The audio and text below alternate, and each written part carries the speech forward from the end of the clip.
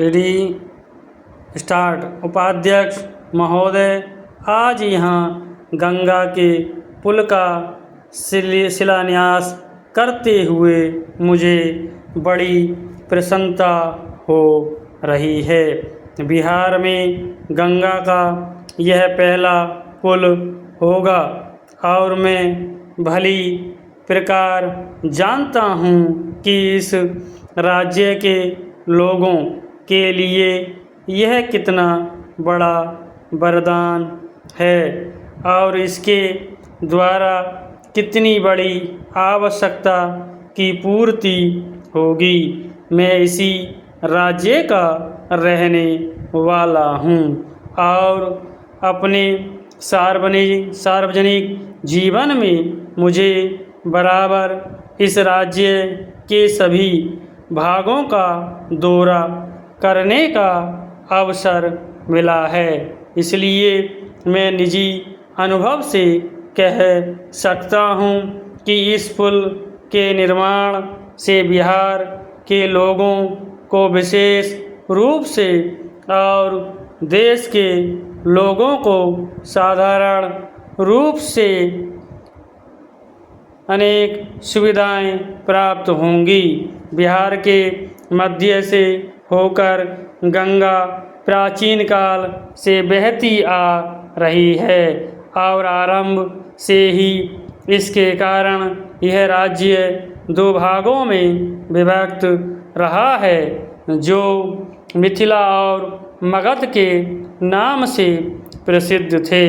प्राचीन काल में जबकि यातायात के साधन इतने उन्नत नहीं थे और लोगों को प्रायः महीनों तक लंबी यात्रा करनी पड़ती थी और जब भारत के सभी भूभागों में आत्मनिर्भरता अर्थव्यवस्था का आधार थी, उस समय संभव है इस देश में गंगा पर पुल का अभाव इतना न खलता हो। परंतु आज के युग में विज्ञान के आविष्कार स्थान तथा दूरी पर विजय पा चुके हैं और यातायात के गति में साधनों का बहुत महत्व है। इसलिए उत्तर और दक्षिण बिहार के बीच सीधा रेल तथा सड़क मार्ग न होना निश्चय ही बहुत बड़ी असुविधा है। बिहार के इन दोनों भूभागों की अर्थव्यवस्था ऐसी है कि अपने पूर्ण कौशल के लिए एक भाग दूसरे पर निर्भर करता है।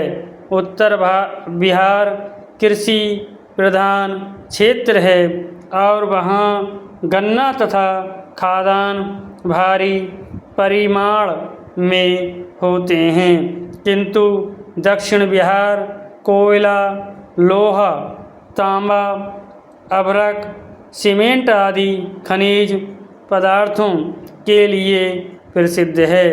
इन्हीं पदार्थों द्वारा आधुनिक उद्योगों की मौलिक आवश्यकताएं पूरी होती हैं।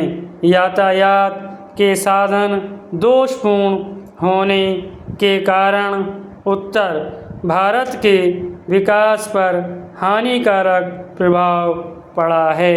क्या यह आश्चर्य की बात नहीं कि धनबाद से दिल्ली कोयला पहुंचाना गंगा के उस पार उत्तरी बिहार के जिलों में पहुंचाने की अपेक्षा कहीं अधिक सरल है।